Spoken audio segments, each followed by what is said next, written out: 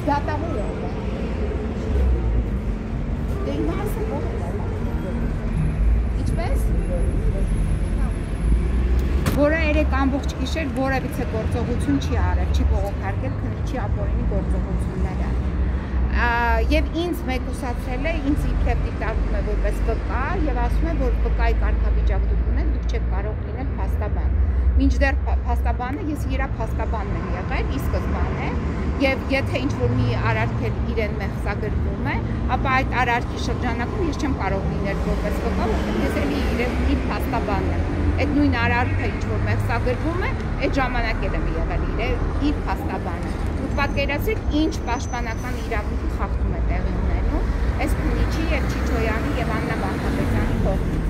Հիմա ամբողջ գիշեր քննիչը որոշում է կայացրել, որ պետք է կալանքի միջնորդության հանդես գա եւ այդ հիմքով ձերբակալել է Լիլիթ Աղեկյանին։ Բայց ամբողջ ժամը 6-ից մինչև հիմա Լիլիթ Աղեկյանին պտտացրել են, մեկ տարելա քննչական կոմիտե, դրանից հետո տարելա ժամանակավոր պահման մեկուսարան, այդ ԾՊՎ, ձերբակալվածների այդ վայրն է տարել, հետո ընդեղից տարել են հիվանդանոց Լիլիթին, հիվանդանոցում պահել են ինչ-որ չգիտեմ ինչեր են արել, բայց լրիվ չեն հետազոտել, պարզ չի մեզ ինչից էր իր առողջությունը այդքան վատացել։ Դրանից հետո հետ են բերել այստեղ դատարանում 4 ժամ պահել են ամբողջ գիշեր։ Հետո լուսադեմին էլի տարել են այդ ժամանակավոր պահման վայրը։ Հիմա նոր բերեցին, ընդեղից մենք տեսանք ոնց հանեցին, բերել են էլի դատարան։ Բայց դատարան են բերում առանց ապահովելու պաշտպանական իրավունքը դիտավորյալ։ Եվ ընտրել են դիտավորյալ այս երկու օրերը, երեկ երեկոն եւ այսօր, որ աշխատանքային օր չլինի եւ չկարողանաս պատշաճորեն բողոքարկել այդ քննիչի այդ ապօրինի գործողությունները։ Կեղծ մեղադրանք է, այսինքն ես բանավոր կարգով եմ իմացել, որ իբրև թե Լիլիթ Աղեկյանը կատարել է խուլիգանություն եւ վիրավորել է դատարանին, դատարանին ասել է կոռումպացված եք, ակնհայտ է մենք դատարանին հայտնել ենք մի քանի բացարկներ, որ դատարանը անցել է կողմը,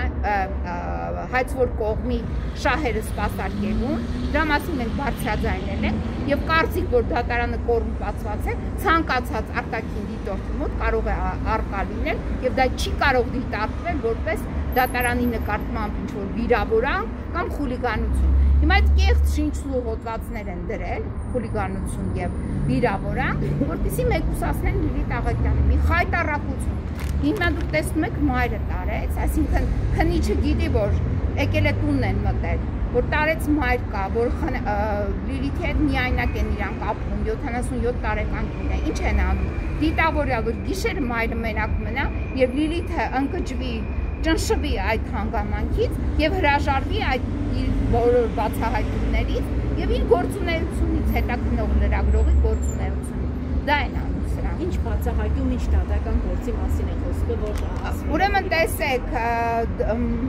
նախ կրթական ոլորտում բազմաթիվ բողոքներ, դուք բոլոր տականալիսը եղաք, ինչպես այս մարզի կրթության վարչության պետը վերջերս դատապարտվեց 5 տարվա ազատազրկման, այդ Հրայրիկ Կարապետյանը, որին ես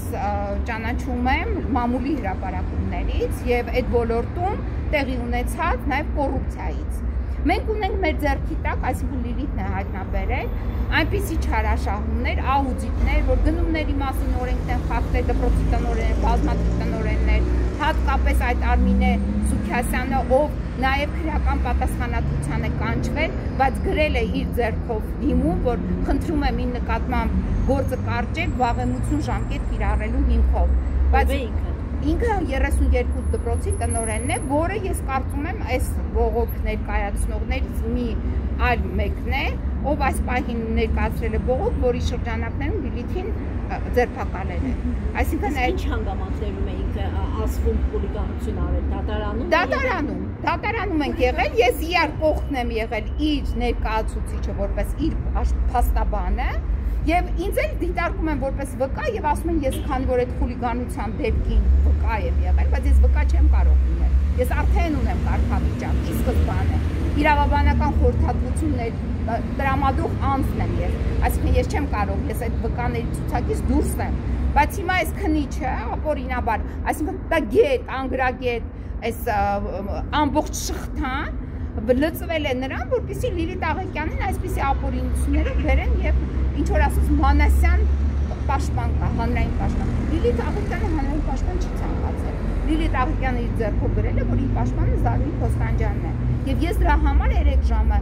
8-ին արդեն